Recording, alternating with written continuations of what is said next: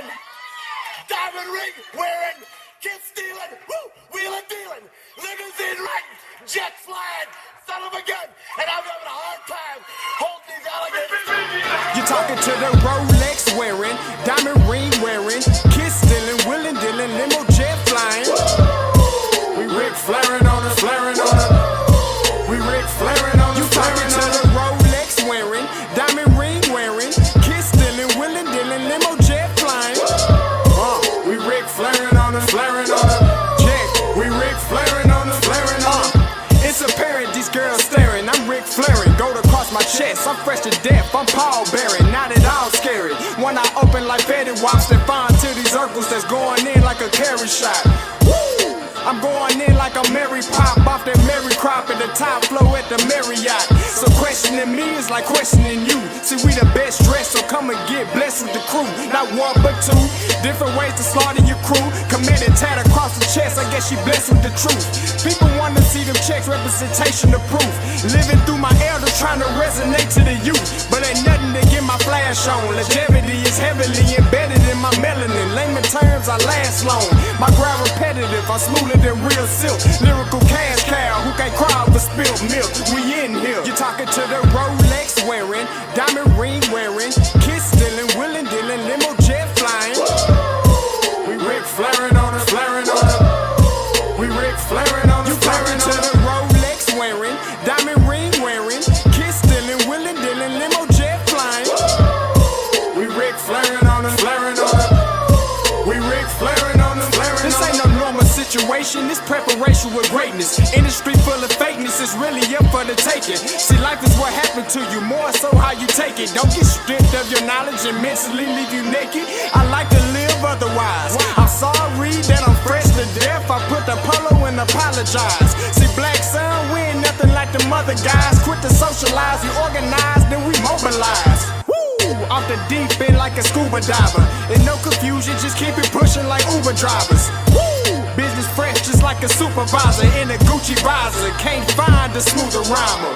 You're talking to the Rolex wearing, diamond ring wearing, kiss stealing, wheeling dealing, limo jet flying. We Rick flaring on us, flaring on us. We Rick flaring on us. You talking to the Rolex wearing, diamond ring wearing, kiss stealing, wheeling dealing, limo jet flying. We Rick flaring on us, flaring on us. We Rick flaring on us, flaring on us. Yeah, DQ baby. Shout out that boy Nigga for that fire track. Hey, Black Sun, sun up. What's up, Vinny Vegas? What in Vegas? Yeah. Shout out Pharaoh's Kids, D-Phase. Yeah. Bubba C. Yeah. Rick flaring on him. Rick flaring on him. Rick flaring on him. Rick flaring, sun up, baby.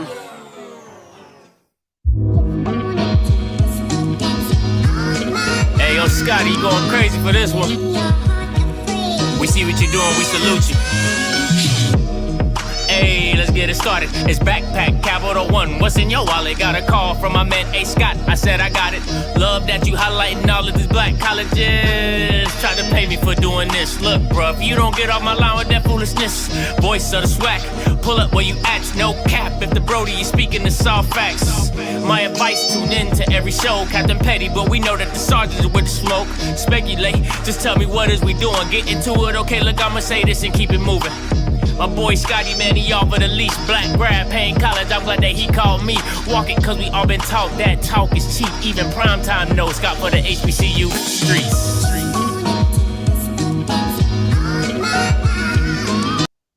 Cut the music! Listen, happy Friday 2023, January 13th. Oh, this Friday the 13th. Oh my goodness. It gotta be some luck going around here. Gotta be some luck. Listen, this is the first interview of the new year. Kind of fell off. We'll be back again. And listen, I couldn't have had anybody better to start this thing on up for interviews for the 2023 year. It's one of my favorite coaches. I think he should be. He needed to be on television. Dude is just hilarious. All right. Listen, please give it up for today's special guest, Coach DT.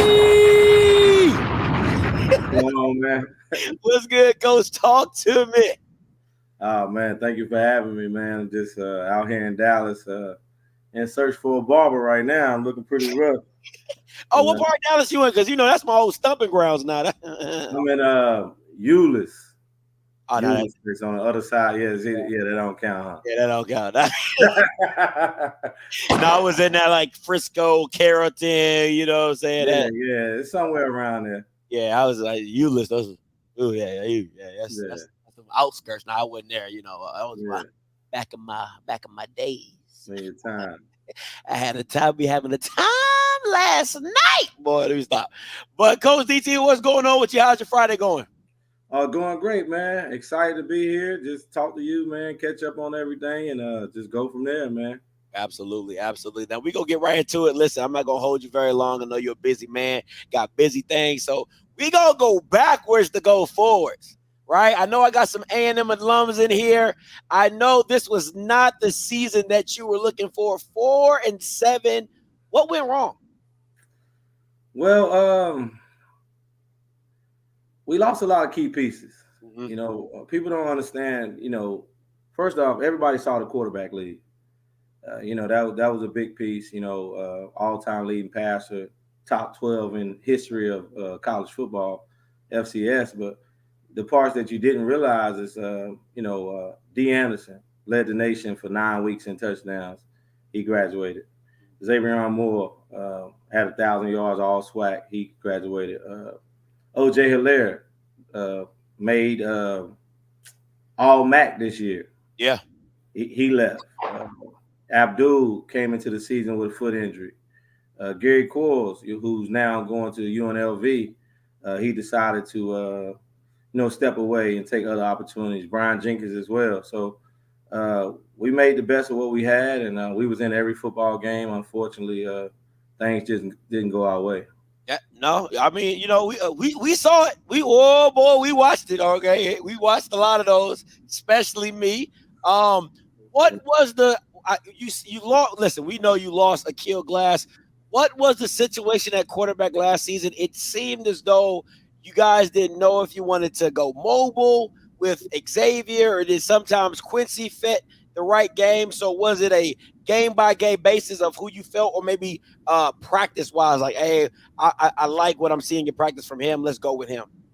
It was a game-by-game practice situation. How did they practice, and how did they prepare? The thing about replacing greatness, as we can see with Tom Brady in New England, is hard, because not only are the fans comparing you to him, but you're comparing yourself to him. And one of the situations with both of those young guys that, they just had to learn how to play their game. It's the reason why we brought them in to play your game, not to be Akil Glass. And they struggled with that a little bit because the expectations were so high. We had built a culture of being a pretty successful offensive football team. Absolutely. And, when things didn't go well, now it's like, what's the difference? What changed? Well, it wasn't just the quarterback. Again, you lost 4 of the top receivers in the SWAC. 3 of those guys were all SWAC last year that you lost a receiver. So, those young men played great. It's just unfortunate. We had some untimely turnovers, some things that you do as a first-year starter at quarterback. But both of those guys threw for over 1,000 yards. Both of them had about 10 touchdown passes. And they did good to be a first-time starter. So, we still finished in the top 3 in the league in passing or something like that. It's just in crucial moments when it was a play that needed to be made. Unfortunately, we just didn't make those plays that we were accustomed, or other people were accustomed to seeing us make. Yeah, no, I agree. We watched it. And let me ask you, I really want to dive into the transfer portal. Is that a tough science, right? Because you guys lost a lot of pieces. You bought a lot of pieces from the transfer portal. Some kids hit the Dre Terry's, the Michigan State running back. Some kids didn't hit. Where do you see that balance with the transfer portal? You know, from that old school, get them from high school, kind of groom them up to now getting it like quick, fast, in a hurry and trying to turn around your program? I mean, well, I don't want to be too controversial, but it's not a tough science. They're taking our best, and they're sending us the guys that they think they may or may not missed on. Mm-hmm. I mean, when you take Tyrese Chambers that committed to us in 2018, he had 1,400 yards receiving for FIU. When you take a Tank Dell, who's the number 5, number 6 wide receiver in the country right now, going into this year's draft, and he leave us and go to the University of Houston. Yep. You take O.J. Hilaire, and then you have Abdul Fattah Ibrahim that's also going to Bowling Green. And when you're consistently taking our best players and giving us guys that may or may not have panned out in your program, it's an unfair trade. It's almost like FCS are becoming more like junior colleges in a sense, because it's hard.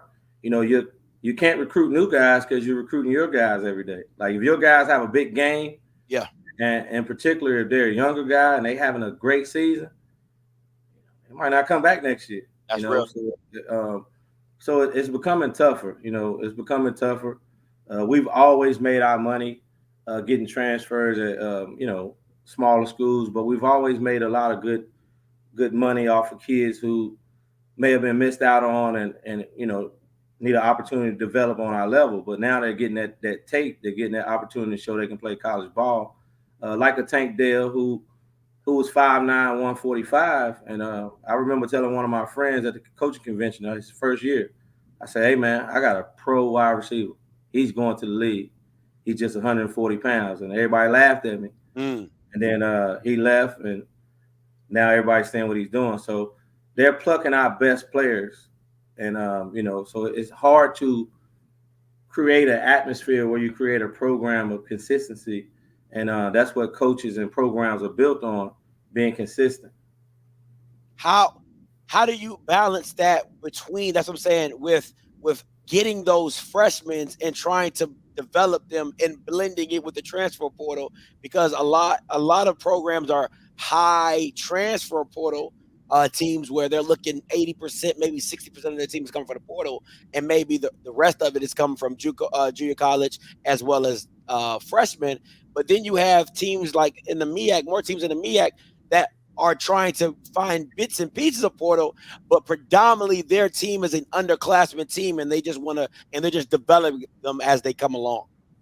Well, it all depends on the system you're in and the people you work for and what your program believes. Being in the SWAC and watching Jackson State go from a 3-8 football team to 11-1 football team, your fan base and people of that nature are gonna be like, hey, coach, we gotta get where they're at. Yeah. So it's like a situation where you don't have that time anymore. You don't have that leeway. So you have to try to go with the Joneses, so to speak.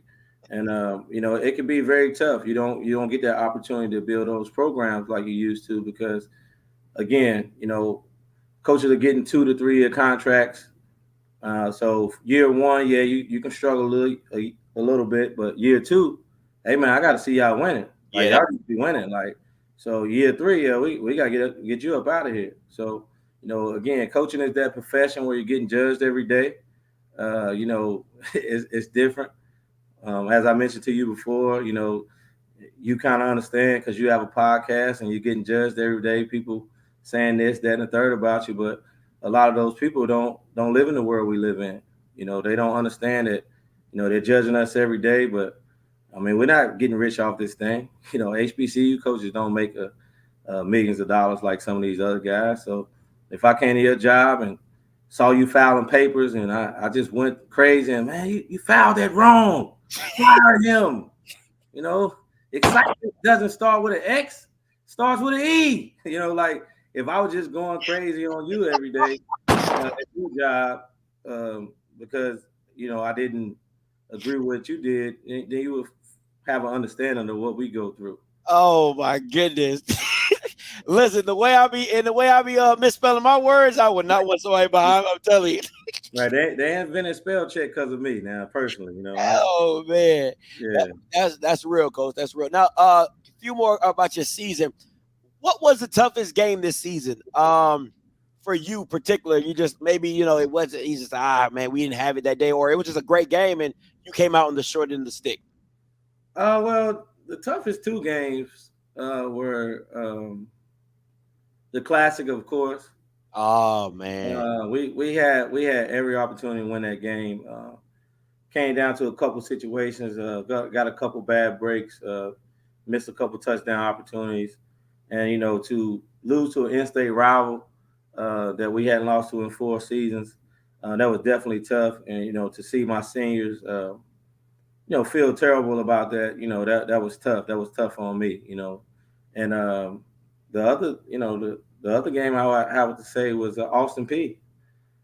Austin P game, we came out, had a good start, and we had a great game plan, and it just came down to situations where we just didn't execute.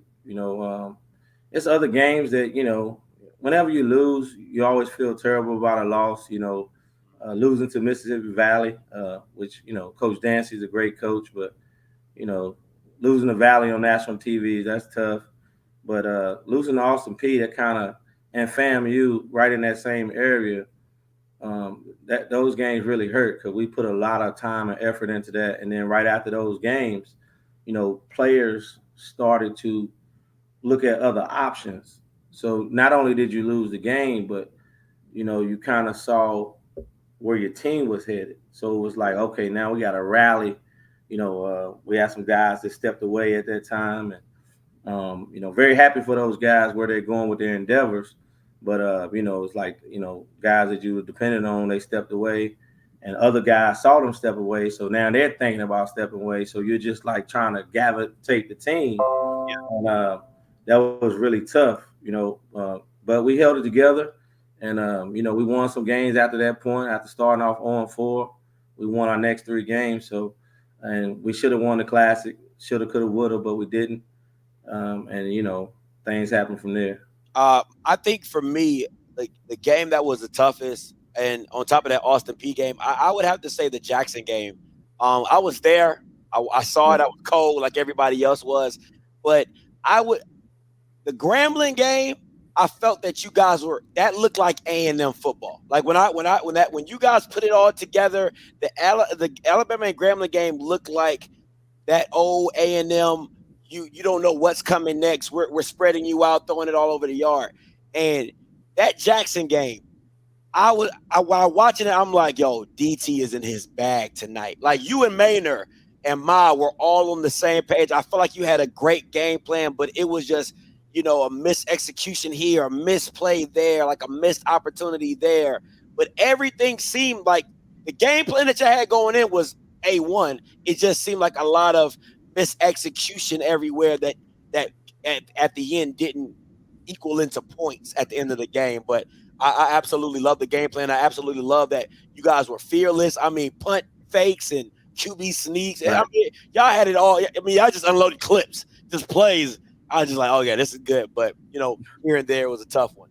Right. Yeah, we had a good game plan going into that game. We actually put a good blueprint on how to take against go against Jackson. Rather, you had to take it to him. You had to take the fight to him. Yeah. There was a lot of things going on during the course of that week that made us feel a certain type of way. But the guys went out there and fought hard. But like you said, football is a game of inches. We had an opportunity to go up 17-7 against Jackson, and then we didn't do that. And then we had an opportunity right before the half. They threw a touchdown from the 40-yard line with like 10 seconds left. Yep. They changed the game. Then first drive of the third quarter, went down and scored. Yeah, it was like 4th and 18, and they hit a post route, and that changed the complexity of the game. So we knew it was going to be a knockdown, drag out.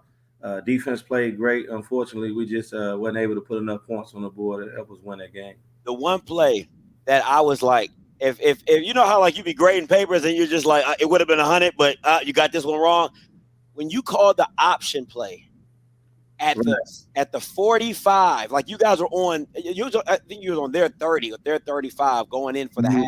I'm like, DT about to run it down their throat. They can't stop Michigan State. Michigan State is just getting it. And then y'all call the option play. Q throws it behind. He just throws it off like to his back shoulder a little bit, and it goes back, and they get the ball, and they go down. I'm like, option? Yeah, well, I mean, you know, like I said, they're a great football team. And number 7, that free safety probably was, if not, he was probably the best player in the conference defensively. No question about it. You know, I love Aubrey Miller, but number 7 was the difference maker on that football team last year. And they went double A gap fire, and they was pinching. So we had one-on-one with the option. The pitch wasn't as we liked it. The running back and the quarterback were a little too close, and it bounced right off his chest. And number 7 made a great play. So if we get that pitch off and it's one-on-one and we miss that tackle, then we may be talking about something different. So that's fair. Again, that's football's game of inches. Yeah, and you know, as an offensive coordinator and a former quarterback, you know, nobody questions it more than me. Like, you know what I'm saying? like when you go home, you know, when you're a winner, you always remember the games you lost more than the ones you won, because you win all the time. Yeah. So, you know, whenever we lose a game, you know, you evaluate those things. Like, why did I do this? Why did I not just do that? But at the time, you know, you believe wholeheartedly that you're putting your team in the best position to win. So, of course, I would go back and do it again another way. But, you know, hey, you know, I put my best foot forward, and the guys did too, and we just came out on the short end of the stick. No, I mean, man, listen, like I said, it was like you know, it would have been 100, but that I mean, listen, I literally, I'm like, yo, this play calling is high level. Like, you just, right. It seemed like, listen, hey, you got to start grading on the curve, man. Damn. You know, you got to round that thing on up, man. You know what I'm saying? But, you know, let me ask you this as an OC, how, because once again, I love how you say, if I was coming to your job and, you know, you was at your desk and I'm like, hey, man, like, come on, man, you got to do your circles better than that. How do you as an OC, how are you, do you go by tendencies of the defense? Do you go by what you've seen on the field? Like, how, because I know a lot of people always critique OCs and DCs. Why didn't they do this? Why didn't they do that? But for you, when you're in that booth and you're looking down, are you trying to go back what you know they run in these certain situations, or what they've ran throughout the game? How do you get the flow of the call plays, you know, of calling your plays? Well, the first thing is that you got to know what your guys do well. It's not really about the other team, because if football was perfect, the ball wouldn't move. But you got to realize what your guys do well and what they don't do well, and put them in positions to be successful. And then based off of what they do, okay, what does my guys do well enough against what they're doing that I can call? So, you know, that's the biggest thing about it. You know, it's not so much about the other team. You got to worry about yourself. And, you know, when you see certain things and you do got certain looks and certain tendencies that you're looking for, like, you know, some teams like the blitz in this part of the field and so on and so forth. So you want to have those things dialed up. But at the end of the day, you play to your strengths and the other team's weaknesses. Like, what do my guys do well? You know, like playing against Jackson, okay, they're going to play one defense.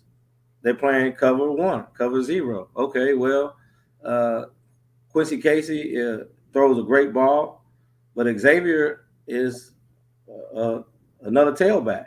So now we're going to play 11-on-11 football, and number 7 is going to have to make every tackle. So we're going to run this quarterback, and hey, it's going to be man on man, strength on strength, and let's see if he's willing to make that tackle every play. Right. It's not what you can do, it's what you're willing to do. And you know, I mean, he did that for the most part, and sometimes he didn't. And when he didn't, we made plays, and you know, so that's the one thing about being an OC. Like, what do your guys do well? Like, again, you know, the greatest players and greatest coaches in the world pay to get in every game. They call the fans, you know. Right. As a fan, you always have a 50-50 chance of getting the play right. Man, they need to run it right here. Okay, I can only run it or pass it, sir. But what do I need to run? Do I need to run up the middle? Do I need to run outside? Do I need to do this? What are they playing up front? So, you just got to figure out what your guys do well. What did my guys do well at practice? Did we incomplete this play every day at practice? Now, I'm not going to call that playing a game. My guys can tell, coach, it's open. Yeah, I know it's open, but you can't execute it. So I'm not going to call that, because at the end of the day, when you're hurting and you're crying after the game, no matter how I felt about how the game went, those are my boys. That's my family out there crying. Yeah. Those are my kids out there that are fighting hard for me. That's real. So I'm not going to put them in a situation to fail. So everything we do is to highlight them young men and make them better people at the end of the day. So, of course you're not going to agree with me all the time, because you're not there every day at 4:30 in the morning, 5 o'clock in the morning, or you're not there when they got a problem, or so on and so forth. So that's coaching, man. Coaching and teaching is one and the same. You can't be a great coach without first being a great teacher. And we're trying to mold these guys to be better men for the rest of their life. So it's not the easiest thing. I love it. Coach. Appreciate that. Now let's go. Let's get to this XFL journey. Like, how did the Viper OC job come about? Like, how did this all transpire to where now, what I'm saying, you're headed up to the XFL?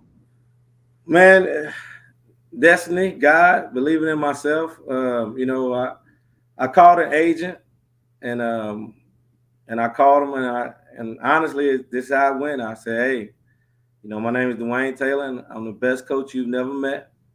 And if you don't sign me, you're going to regret it for the rest of your life. And he was like, what? I said, I'm Duane Taylor, and I'm one of the best coaches you never met. Come on. If you don't sign me, you're going to regret it. And he started laughing. So we went from there and end up that he was connected to Jeff Fisher. And, so he ended up putting me in contact with Jeff Fisher. And Jeff Fisher and I got on the horn. And we had a good conversation, and he took a liking to me. So Jeff Fisher, shout out to him as well. But he gave me an opportunity he said, I want to do something different. So he gave me an opportunity to coach in the NFLPA game, and I knew it was a week-long job interview. So I went out there and tried to put my best foot forward. And Coach Woodson was the defensive coordinator for our team, and he liked some of the stuff that we did. And a couple months later, he gave me a call. You was killing them. Stop playing. You was. I lost, man. I was watching the game. You was killing them, and we're not going to talk about what happened at the end of the game, but y'all didn't go for the gusto. But you was killing them, though. You was marking them. Well, he took a liking to me. I was upset, but he called me a couple months later, and he said he might get an opportunity coaching the XFL, and he wanted to see if I was up for it. So, of course, I said, let me call Coach Maynard first. I need to talk to my head coach first. I don't want to do anything without his blessing. And, of course, he gave me the blessing, and I jumped on the opportunity. So, if it wasn't for me believing in myself, having belief in myself, and Jeff Fisher taking the opportunity, which he's doing the same thing again this year. So I think that I'm very blessed that I may have opened the door to something that more HBCU coaches can get involved in. The offensive coordinator from North Carolina Central is going to be coaching in the NFLPA game this year. So Jeff Fisher is really, he's trying to start something, and everything has to start with something. Come on. So I talked to Matt, and I told him I'm happy for him. You got to go out there and win it. I was the first coach to go, but you can be the first coach to go and win it from HBCU. So just bet on myself, man. Just took a leap on myself and bet on me. Hey, and things are working out in my favor. It is. And man, I'm telling you, that game was amazing. I was doing a watch party for it, and I was like, yo, Coach DT killing these. Yeah, I was like, I don't know if you've ever watched like a Kevin Garnett interview when he be like, man, keep killing this. I was hyped, man. I was hyped. You did a wonderful job, and I kind of wish it would have turned out a different way. But for 1 week, to have those quarterbacks the way they were looking, I mean, they looked top flight. And of course, you had your boy Akil, and he was killing them as well. So it was good. Yeah. Now you had, you finished your season with A&M. You didn't jump ship and go to the the Vipers right away. But how have you been around Coach Rod? How is he as a coach, and how is that going? Man, he's great, man. Just being in a room with him and listening to the stories, like that's the one thing as a player that you miss the most is the locker room. Yeah. So I'm in a different locker room now. So I'm listening to a 17-year vet that has played in every environment, who's a Hall of Famer, and he just drops little tidbits on me. And he's a very cool guy. He's real mild mannered, but he's kind of like Coach Manning in the sense of he gonna say what he mean what he say. Yeah. And hey, you need to get it done. He just he's not a rah-rah guy in public, but he has this innermost confidence about him. And, it showed a lot of confidence for him to take a shot on a guy like me, an unknown guy. That means he had a lot of confidence in himself, and he showed some confidence in me. So, I live by a motto. I tell my players this all the time. Too many people in this world try to prove people wrong, prove the people who believe in you right. That's good. He gave me an opportunity, so I want to prove him right and make sure that he made the right opportunity. I love it. I love it. Now, Coach, how does it feel to be a part of the XFL in this sense, right? Because I feel like it's a double-edged sword and a good one, where you can see more HBCU coaches coming in as well as HBCU players. I think the XFL has done a great job, with the 8 teams that are coming, that 4 of these guys are black head coaches. That's more than the NFL, and they got 32 teams and things like that. And then also being part of the HBCU players that have infused themselves as well in the XFL. So what do you see the XFL being, in the next year or two, if it stays around for as long as if it stays around for 5 or 10 years? It's going to be a platform. It's going to be a platform for young men to prove that they can play and they belong. It's going to be a platform for coaches to prove that they can coach. So, it's a big jump from college to the NFL. So it's like almost, I don't want to say it's like the developmental league in the NBA or nothing like that. Yeah. It's another avenue for these young men to show their talents. Just like the USFL last year, the young man for the Dallas Cowboys who's a Pro Bowler. Without the USFL, he doesn't make the Cowboys. Absolutely, Turpin. So we're pushing that same motto. The Rock and his former wife, they're doing such a great job, and they're very involved, very active. So we're just trying to give these young men an opportunity. And like on our coaching staff, we have Dr. Jen Welcher, a young lady who. Now she's a position coach. She's like an outside linebacker coach. So it's an opportunity for women to get in the league and get an opportunity to coach as well. So it's just a great platform, man, for people to grow and see that, hey, there are guys out here that know the game besides these guys that we see on TV every Saturday and Sunday. There's other people out here that know the game. There's other players that can play the game. So it's an opportunity for us to, just showcase that we know what we're doing as well. I like it. What are you most looking forward to in the XFL? You know what I'm saying? What you as an OC, what are you looking forward to? Is it the environment? Is it just, the next level of competition, competing against other high level coaches? What is it for you? Because I know you're a competitor through and through. Right. Well, I'm looking for the opportunity. I'm looking to compete. I'm looking to compete at the highest level. With some of the brightest minds in the world. And, I'm an HBCU graduate. I tell people all the time I went to an HBCU middle school. I went to an HBCU high school. I done put 20 years at HBCU, and I want to get in a position where I can start giving back to HBCUs. And it's hard to donate back to HBCUs when you work for them. People don't understand the disparity in the pay. So, like if I'm making $30,000 and you want me to give $5,000 back to the school, that ain't happening. That's real.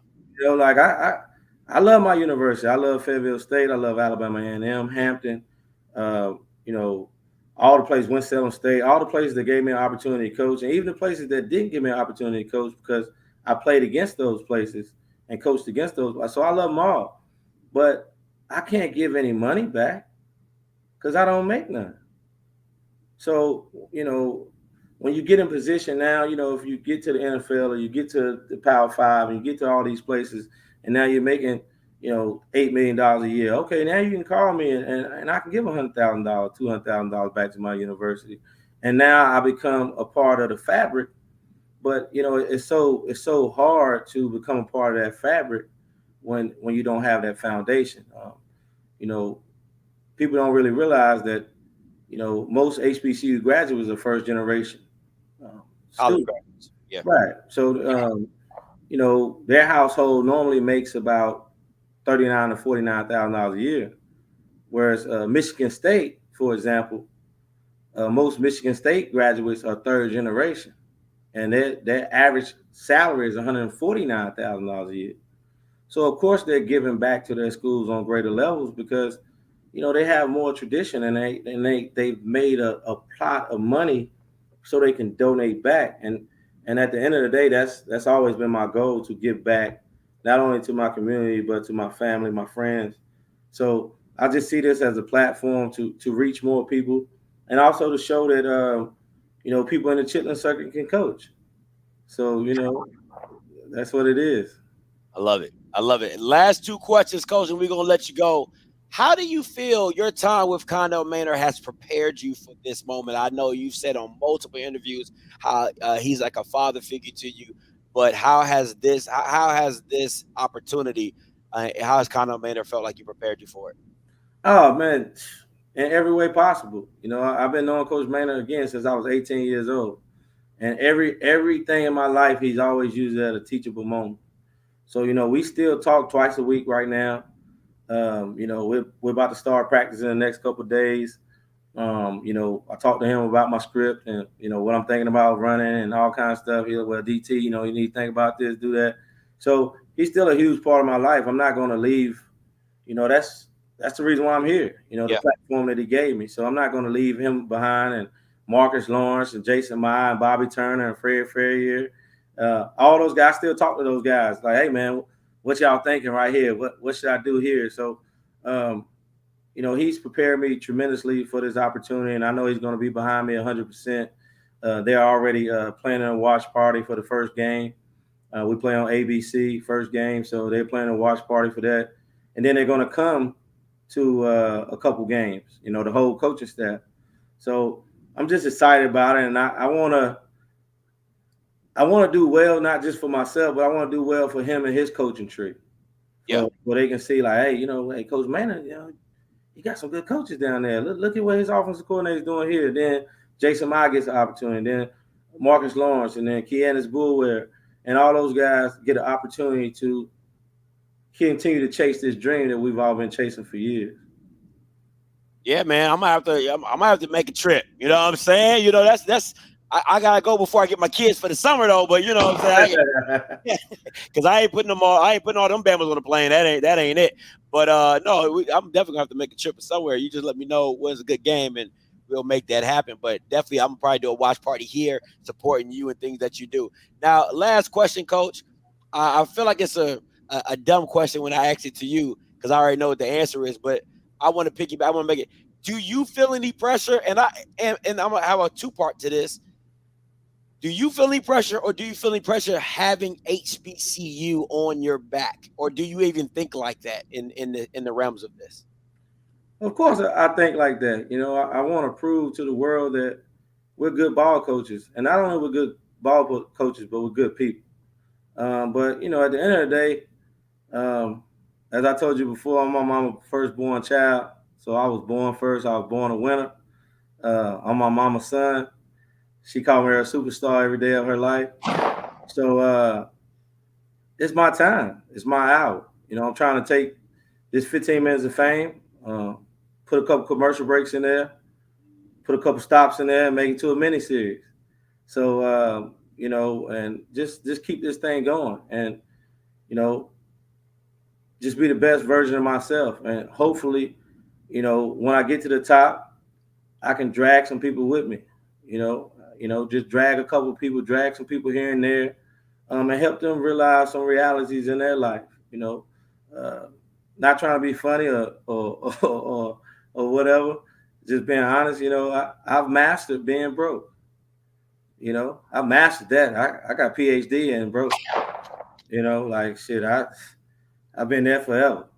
So like I'm trying to see what some of these other people complain about when they say, "Damn, man, life is hard, man." But you look at your bank account, you got 400,000. Like, how is your life so hard? Yeah.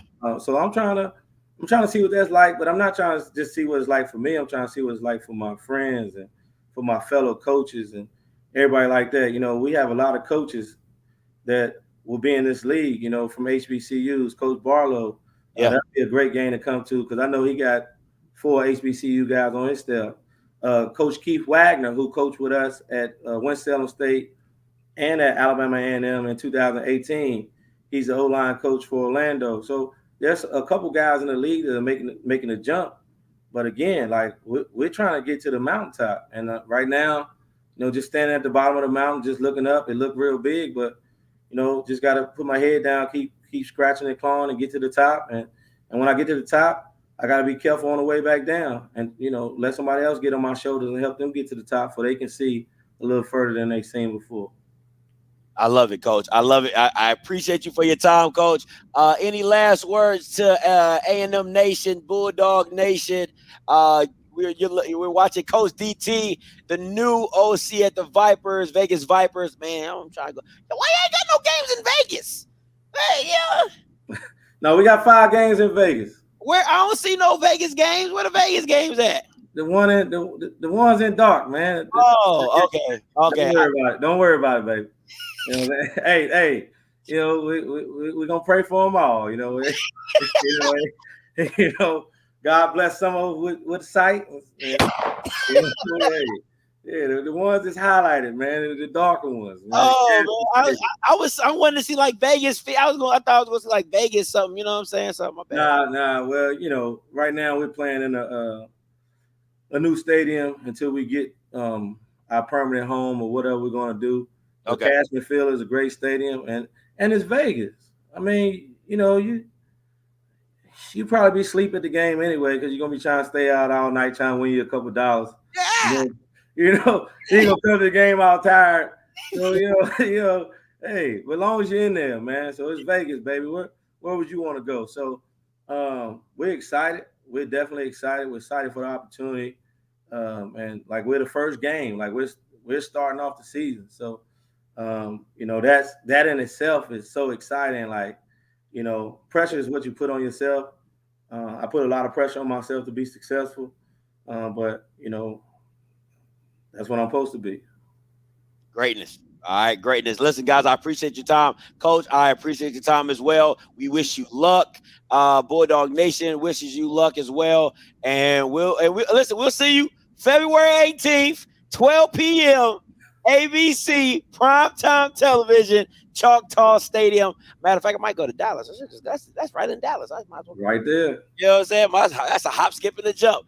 But, Coach, I know you got some things to do. I appreciate your time as well. I'll stay in touch with you, and I'm looking for that Viper gear. And tell Rob Woodson he's always welcome. Will do, man. Will do. Hey, Bulldog Nation, man, keep believing in that coaching staff. Keep believing in Coach Mann, great guy. He's going to right the ship.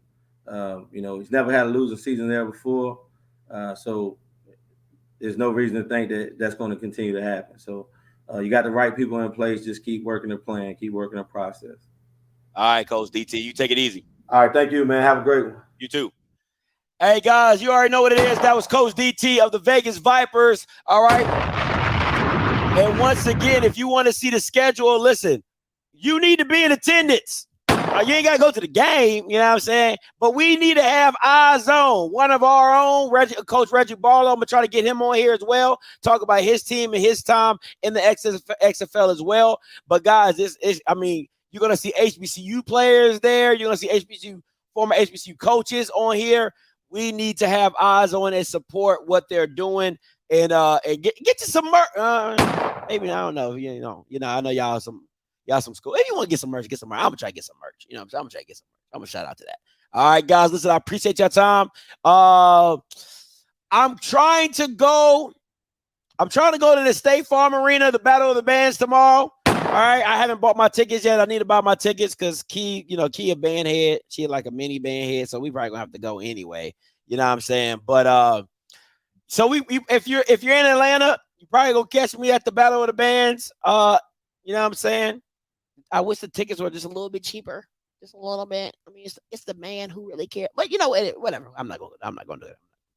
All right, so y'all can catch me at the State Farm Arena. Get these tickets tonight. Be there tomorrow for the Battle of the Bands at the State Farm Arena. All right, guys, listen, until next time, you know what I'm going to do. I'm going to holler. God bless.